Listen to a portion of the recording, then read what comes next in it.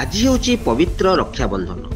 ଏହି ରକ୍ଷାବନ୍ଧନ ଉତ୍ସବରେ ଅଖିଳ ଭାରତ ବିଦ୍ୟାର୍ଥୀ ପରିଷଦ କେନ୍ଦୁଝର ଚମ୍ପୁଆ ପକ୍ଷରୁ ବିଭାଗ ଛାତ୍ରୀ ପ୍ରମୁଖ ମୟୂରଭଞ୍ଜ ପ୍ରୀତିରାଣୀ ଗିରିଙ୍କ ନେତୃତ୍ୱରେ ରକ୍ଷାବନ୍ଧନ କାର୍ଯ୍ୟକ୍ରମ ହୋଇଯାଇଛି, ଯାହାକି ପୁରାଣ ବର୍ଣ୍ଣିତ ଭାଇ ଭଉଣୀଙ୍କର ପବିତ୍ର ପର୍ବ ରକ୍ଷାବନ୍ଧନ।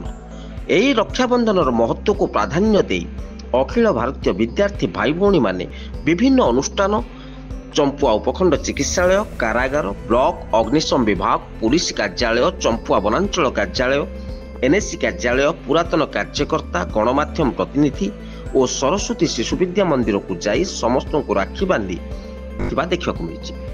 ଉକ୍ତ କାର୍ଯ୍ୟକ୍ରମରେ ଏବିଭିପି ଚମ୍ପୁଆର ସୁଷମା ମହାକୁଡ଼, ଲକ୍ଷ୍ମୀ ବାନାରା, ଜୟଶ୍ରୀ ନାୟକ, ଦୀପକ ଗିରି, କିସ୍ମତ ନାୟକ, ବିକାଶ ମହାକୁଡ଼ ପ୍ରମୁଖଙ୍କ ସହିତ ଚମ୍ପୁଆ ନଗରର ଭାଇ ଭଉଣୀମାନେ ମିଶି ରକ୍ଷାବନ୍ଧନ କରିଥିବା ଦେଖିବାକୁ ମିଳିଛି। କେନ୍ଦୁଝର ଚମ୍ପୁଆରୁ ମମତା ସେନାପତିଙ୍କ ରିପୋର୍ଟ, ଜନତା ଜିନ୍ଦାବାଦ।